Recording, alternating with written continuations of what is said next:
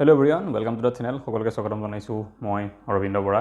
আৰু এটা কুৱেশ্যন মই প্ৰায় এইকেইদিনত পাইছোঁ বা বহুতে সোধা দেখিছোঁ, কাৰণ বহুতে পঢ়া শুনা আগবাঢ়িছে বহুতৰ, যিহেতু লাষ্ট 3 months 4 months বা বহুতে তাতকৈও বেছি প্ৰিপাৰেশ্যন কৰিছে। গতিকে প্ৰিপাৰেশ্যনৰ পিছত এটা কথা, বিশেষকৈ মক টেষ্ট যিখিনি আমি উলিয়ালোঁ, সেই মক টেষ্টখিনি দিয়াৰ পিছত বহুতে কিছুমান কুৱেশ্যন কৰিছে। এনেকুৱা এটা কথা চলি আছে যে ইমান পঢ়িলোঁ 4-5 মাহত আজি বা 1 বছৰে হ'ল কোনোবাই পঢ়ি থকা, ইমান পঢ়াৰ পিছতো কিছুমান কুৱেশ্যন এনেকুৱা কুৱেশ্যন আমি পাওঁ যিবিলাক কুৱেশ্যনৰ এনচাৰ কৰিব নোৱাৰোঁ। জিকে ছেকশ্যনটোৰ কথা মই কৈ আছোঁ বিশেষকৈ, কাৰণ মেথছ ইংলিছত এনেকুৱা বা ৰিজনিঙত এইটো প্ৰব্লেম ইমান নাথাকে। জিকেত বেছিকেলি এইটো প্ৰব্লেম থাকে যে যিমানে নপঢ়োঁ কিয় যে কিছুমান কুৱেশ্যন আমি নোৱাৰোঁ। প্ৰথম কথা, এইটো স্বাভাৱিক, জিকে এণ্ডলেছ, কেতিয়াও শেষ নহয়। কোনোবা এজন মানুহে যদি কয় যে মই চব জিকে জানো, তেওঁকো যদি মই 50টা কুৱেশ্যন বনাই দিওঁ, গেৰাণ্টি তেওঁ দিব নোৱাৰে যে তেওঁ 50টা কুৱেশ্যনেই কৰি দিব পাৰিব। প্ৰথম কথা, এইটো স্বাভাৱিক, ঠিক আছে। কিন্তু আমি কেনেকৈ ইম্প্ৰুভ কৰিব পাৰোঁ? যদি কাৰোবাৰ এনেকুৱা হয় যে জিকেত 50টা কুৱেশ্যন আহিছে, তাৰ ভিতৰত মই 10টা কুৱেশ্যন কৰিবই নোৱাৰিলোঁ বা 15টা কুৱেশ্যন কৰিব নোৱাৰিলোঁ, মই জিকেত 50টাৰ ভিতৰত কেৱল 35টা পাৰিছোঁ।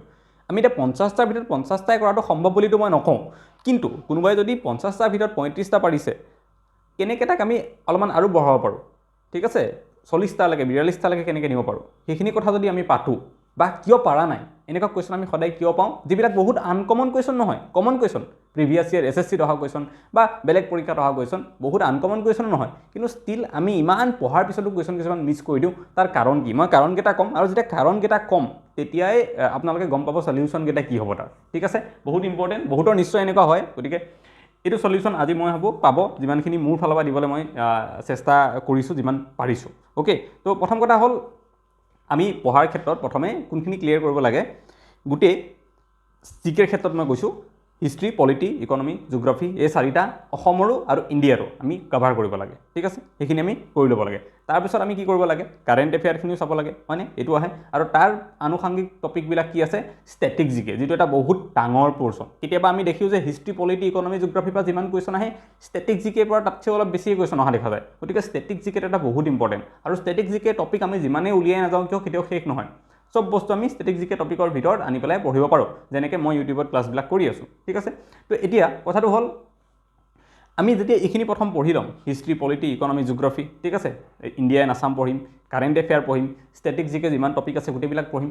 তাৰপিছত আমি যদি কিবা কুৱেশ্যন নোৱাৰোঁ, তাৰপিছত ইমানখিনি কৰাৰ পিছতো যদি আমি কিবা নোৱাৰোঁ, তাৰ কাৰণ কি থাকে? অ'কে, সেইকেইটা কথা মই কৈছোঁ।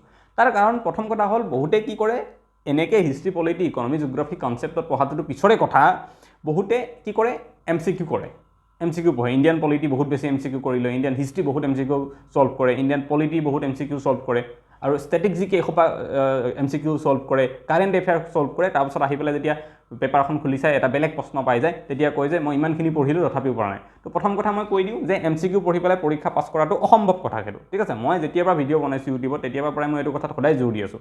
এই যিটো এটা ভুল সিদ্ধান্ত, যিটো এটা এবচাৰ্ডিটি এক্ট চবে যিটো কৰে, মানে এটা মূৰ্খামি বুলি ক'ব লাগিব, যে MCQ চাই পৰীক্ষা দিব যোৱাটো, সেইটো প্ৰথম কথা কৰিব নালাগে। সেইটো কৰি থকাৰ কাৰণে বহুতৰ এই প্ৰব্লেমটো হৈছে, যোনে MCQ কৰিছে। আৰু মই ইমানখিনি এতিয়া বিশ্বাস কৰোঁ যে মোৰ লগত যিখিনি মানুহ জড়িত হৈ আছে, লাষ্ট 3 মাহৰ পৰা 2 মাহৰ পৰা 1 মাহৰ 6 মাহ যিমান দিন জড়িত হৈ আছে, তেওঁলোকেতো কমচে কম MCQ চাগে এতিয়া নিশ্চয় অকল MCQৰ ওপৰত ডিপেণ্ড কৰি পেলাই কোনো থকা নাই, চবেই নিশ্চয় কনচেপ্ট পঢ়িছে। তো সেইখিনি প্ৰথম কথা হ'ল, MCQ চাই পেলাই যদি এক্সপেক্ট কৰিছে যে মই চব কুৱেশ্যন পাৰিম বা 40% 50% কুৱেশ্যন এক্সামত ছল্ভ কৰিব পাৰিম, মানে 40টা 50টা ছল্ভ কৰিব পাৰিম বুলি যদি ভাবিছে 50টাৰ ভিতৰত, তেতিয়াহ'লে সেইটো অসম্ভৱ কথা, কেতিয়াও নহয়। মানুহে কনচেপ্ট কৰাবিলাক, যোনে কনচেপ্ট পঢ়ে তেওঁলোকৰে আনকি নহয়, বহুতে আপোনালোকৰ মাজৰে আছে, গম পায়, কনচেপ্ট পঢ়িছে, বহুত ভালকৈ পঢ়িছে, তথাপিও কুৱেশ্যন মিছ হৈ যায়। গতিকে MCQটোতো আৰুৱে সম্ভৱ নহয়, ঠিক আছে। প্ৰথম কথা সেইটো যে MCQ পঢ়িলে কিন্তু নহ'ব, মই এইটো আগতে কৈ দিলোঁ, ঠিক আছে। আৰু 2 নম্বৰ কথাটো হ'ল কি, যে মই যিটো আগতেও বাৰে বাৰে কৈছোঁ, বেলেগ বেলেগ টপিকৰ মাজত, কেতিয়াবা লাইভ ভিডিঅ'ত কৈছোঁ বা ক'ৰবাত, এৱাৰনেছৰ কথাটো। যেতিয়া আমি যাওঁ ৰাস্তাই ঘাটে, ক'ৰবাত ফুৰিব যাওঁ, কিবা যাওঁ, আমি অকণমান লক্ষ্য কৰিব লাগে যে কি চলি আছে। অ'কে, মই আগতে বহুতবাৰ কৈছোঁ, ৰিপিট কৰাৰ নিচিনাই হ'ব কথাখিনি চাগে অলপমান, এই টপিকটো বিশেষকৈ। যেতিয়া আমি যাওঁ ৰাস্তাই ঘাটে, তেতিয়া কি হয়, আমি কিছুমান পোষ্টাৰ, বেনাৰ যিবোৰ দেখা পাওঁ, চৰকাৰী কিছুমান আঁচনি, সেইবিলাক আমি শিকিবলৈ তাৰ পৰা কিবা আইডিয়া ল'ব পাৰোঁ নেকি চাব লাগে আমি, ঠিক আছে। সেইদিনাখন যেনেকৈ মই DC অফিচত গৈছিলোঁ ইয়াতে কাছাৰৰ, তো তাতে দেখিলোঁ DC অফিচৰ বাহিৰত এনেই juvenile justice act, child adoption কেনেকৈ কৰিব লাগে, সেইবিলাক কথা লিখা আছে। তো তাতে মই দেখিলোঁ যে জুভেনাইল জাষ্টিছ এক্ট বুলি এখন এক্ট আছে, সেইখন 2015 চনৰ এক্ট, 16 চনৰ এক্ট, সেই বস্তুবিলাক চালোঁ, তাৰপৰা এবাৰ নতুন কথা এটা শিকিলোঁ মই আগতে জনা নাছিলোঁ, বা এনেকুৱা যদি কেতিয়াবা বেলেগ কথা আগতে শিকিছোঁ আকৌ এবাৰ দেখা পালে আমাৰ ৰিভিজন হৈ যায়। মিছন বসুন্ধৰা চবেই পঢ়িছোঁ, কিন্তু যেতিয়া গুৱাহাটীলৈ যাম বা ক'ৰবাত আমাৰ ওচৰৰ টাউনখনলৈ যাওঁ, তাত যেতিয়া ডাঙৰ এটা বেনাৰ লগোৱা থাকে যে মিছন বসুন্ধৰাৰ আণ্ডাৰত ইমান মানুহক মাটি ঘৰ বাৰী দিয়া হৈছে, বা মিছন বসুন্ধৰা 2.0 চলি আছে এতিয়া, তো তাত যিবিলাক হাইলাইটছ কথা লিখা থাকে আমি সেইকেইটা এবাৰ চকু ফুৰালেও বহুতখিনি আমাৰ ৰিভিজন হৈ যায়, বহুত আমি বা কিছুমান বিশেষকৈ নজনা কথা জানিব পাৰোঁ। ঠিক আছে, তো এই যিবিলাক আমাৰ এক্সট্ৰা এৱাৰনেছ যিটো এইটো আছে, এই এৱাৰনেছটোৰ পৰা লাহে লাহে আমাৰ বহুত নলেজ গেডাৰ হ'ব। ঠিক আছে, আৰু সেই নলেজখিনিক আমি ইউজ কৰি পেলাই এই এক্সট্ৰা কুৱেশ্যন কিছুমান ছল্ভ কৰিব পাৰিম, যিবিলাক কেতিয়াও কিতাপত পঢ়া নহয়। এনেকুৱা প্ৰশ্ন আহিব পৰীক্ষাত যিবোৰ কেতিয়াও কোনো কিতাপত দিয়া নাথাকে।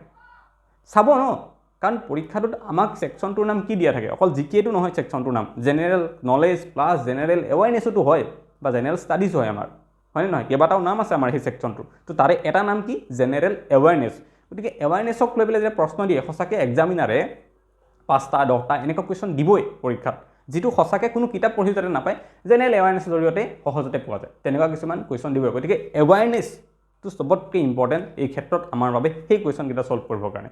ঠিক আছে, কিছুমান নজনা কথা আমি জানিব পাৰোঁ এৱাৰ হৈ থাকিলে, আৰু কিছুমান যিবিলাক জনা কথা সেইবিলাককে আমি আমাৰ ৰিভিজন হয় তেতিয়া, যদি আমি এৱাৰ হৈ থাকোঁ। ঠিক আছে, তো থাৰ্ড কথা আৰু এটা মই দেখা পাম, যিটো যে নিউজ পেপাৰ পঢ়াৰ অভ্যাস নাই। এতিয়া মই নিউজ পেপাৰ পঢ়া মানে এডিআৰিৰ ক্ষেত্ৰত মই কোৱা নাই যে APSC দিবৰ কাৰণে যেনেকৈ নিউজ পেপাৰ এনালাইচিছ চোৱা হয়, পঢ়া হয়, সেইটো কথা মই কোৱা নাই। এনেই ইণ্টাৰেষ্টৰ কাৰণে ৱেবছাইট এটা খুলি পেলাই, ডেকান হেৰাল্ড হওক, ঠিক আছে, ইণ্ডিয়ান এক্সপ্ৰেছ হওক, আছাম ট্ৰিবিউনৰ ৱেবছাইটটো হওক, এনেই খুলি পেলাই মাজে মাজে ফ্ৰী থকা সময়ত যদি আমি নিউজ পেপাৰৰ কিবা আৰ্টিকেল পঢ়ি থাকিব পাৰোঁ, তাতে বহুত ডাটা বহুত ফেক্টছ আহি থাকে।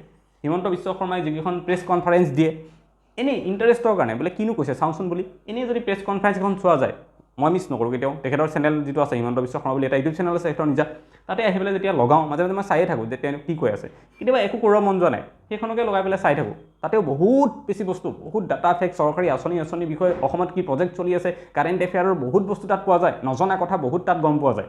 ঠিক আছে, গতিকে সেইবোৰ চাই দিয়া যায়। তো এই যিবিলাক এৱাৰনেছ আছে বা নিউজ পেপাৰ পঢ়া অভ্যাস, কিবা ভাল টিভিত কিবা শ্ব' চোৱাৰ, এতিয়া নিউজ চাওঁ আমি, নিউজত আমি সাধাৰণতে আমি নিউজ লাইভ, প্ৰাগ নিউজ, কিবা এনেকুৱা আৰু বেলেগ নিউজ আমি সেইবিলাক চাওঁ, ন' প্ৰব্লেম।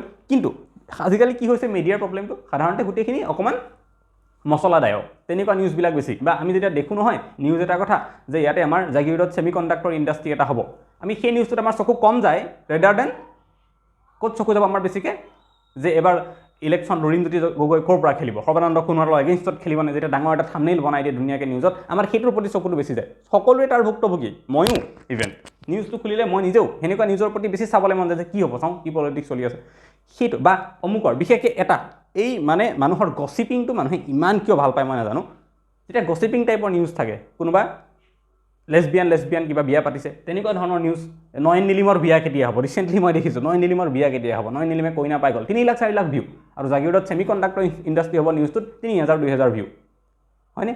গতিকে কোনে দিছে? নিশ্চয় ইয়াৰে মানুহখিনি, আমাৰ মাজত যিখিনি থকা এছপাইৰেণ্ট সকলো ইয়াতে আছে। গতিকে সেই ধৰণে চিলেক্টেড নিউজ অলপমান চাবলৈ শিকক, আৰু লগতে যদি চিলেক্টেড কৰিব বিচৰা নাই, বোলে নিউজ মই চিলেক্ট কৰিব নাজানো কোনটো ভাল কোনটো বেয়া, মই অকল চাব পাৰোঁ, তেতিয়াহ'লে বঢ়িয়া এটা প্লেটফৰ্ম আছে সংসদ টিভি চেনেল ইউটিউবত আছে, তাতে গৈ তাৰ নিউজ ডিছকাশ্যন কিবা চাওক, বহুত বস্তু পাই যাব আপোনালোকে। সংসদ টিভি জানে চবেই, আগতে ৰাজ্যসভা টিভি লোকসভা টিভি দুটা বেলেগ আছিলে, একেলগ কৰি পেলাই সংসদ টিভি কৰা হৈছে। ঠিক আছে, তো সেইটো চাব পাৰে, এইটো এটা মোৰ ফালৰ পৰা আইডিয়া, বহুত এক্সট্ৰা কথা জানিব পাৰিব। আৰু এই যে কৈ থাকে প্ৰব্লেমটো, যে যিমান পঢ়িলেও মই কেইটামান কুৱেশ্যন কিয় এডিট আহিব লগা হয়, কিয় নোৱাৰোঁ, সেইকেইটা কুৱেশ্যন তাৰ পৰাই ছল্ভ হৈ যাব, মোৰ দৃঢ় বিশ্বাস ইমানখিনি। দেন আৰু যদি মই এটা কওঁ,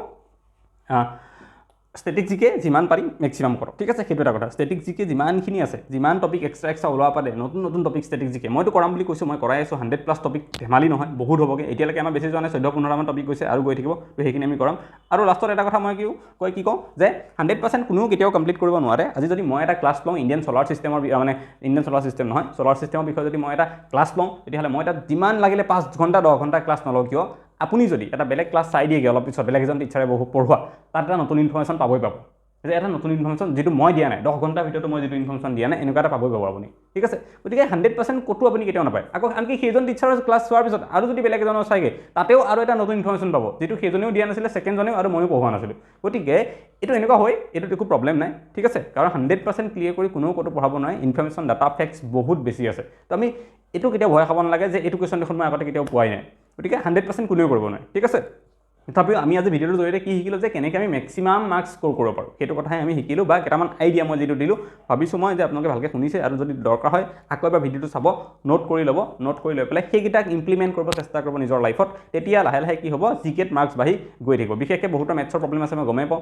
সেই তেওঁলোকৰ কাৰণে জিকেট মাৰ্কছ স্ক'ৰ কৰাটো এনেও বেছি দৰকাৰ গতিকে আপোনালোকে বিশেষকৈ যিখিনি মেথছত উইক আছে তেওঁলোকে এইটো ভালকৈ ফ'ল' কৰিব ঠিক আছে তো ভিডিঅ'টো এইখিনি আছিলে লাষ্টত মই মক টেষ্টৰ কথা কৈ থৈ যাওঁ বহুতে মক টেষ্টটো লৈ আছে মক টেষ্ট এটা চিৰিজ আমি লঞ্চ কৰিছোঁ ঠিক আছে বহুতখিনি ADRE বা অন্যান্য আদাৰ গভৰ্ণমেণ্ট জবত চিলেক্টেড হোৱা কেণ্ডিডেটে আৰু মক টেষ্টটোত আপোনালোকে 4টা মক টেষ্ট পাব এটা চিৰিজত ঠিক আছে ফুল লেংথ মক টেষ্ট ADRE যেনেকুৱা হৈছিলে লাষ্ট টাইম তেনেকুৱা ছেইম 100% ছেইম তেনেকুৱা পেপাৰ ADRE অহা নিচিনা 4খন পেপাৰ পাব মক টেষ্টৰ যদি ল'ব বিচাৰিছে মোৰ নাম্বাৰটো দিয়া আছে ইয়াত এটা মেছেজ কৰি দিয়া হ'ল যে মক টেষ্টটো কেনেকৈ ল'ম তো তাতে মই ডিটেইলছখিনি মক টেষ্টৰ প্ৰভাইড কৰি দিম তাৰ উপৰিও যদি কোনোবাই প্ৰিপাৰেশ্যন ভালকৈ চলাই আছে আৰু অকণমান গাইডেন্সৰ দৰকাৰ হৈছে কোনোবা কোৰ্চ লৈ পেলাই ঠিক আছে যিহেতু ক'লোৱে জিকে বস্তুটো হিষ্ট্ৰী পলিটি ইকনমি জিঅ'গ্ৰাফি ইণ্ডিয়াৰ লাগিব আছামৰ লাগিব ষ্টেটিক জিকে লাগিব কাৰেণ্ট এফেয়াৰ লাগিব কম্পিউটাৰ ছায়েন্স টেকনলজি সেইবিলাক পঢ়িব লাগিব গতিকে গোটেইবোৰ এটা জেগাত এটা প্লেটফৰ্মত যদি জানিব বিচাৰিছে পঢ়িব বিচাৰিছে এটা কোৰ্চ লৈ পেলাই তেতিয়াহ'লে ষ্টাডি ইনচাইটৰ কোৰ্চটো ল'ব পাৰে আৰু ষ্টাডি ইনচাইটৰ এটা ফুল কোৰ্চ আছে য'ত মেথছ ইংলিছ ৰিজনিং আৰু জিকে গোটেইখিনি ফুল চিলেবাছ কভাৰ কৰি পেলাই পঢ়োৱা হ'ব ৰিচেণ্টলি 2024 চনত সেইটো কোৰ্চ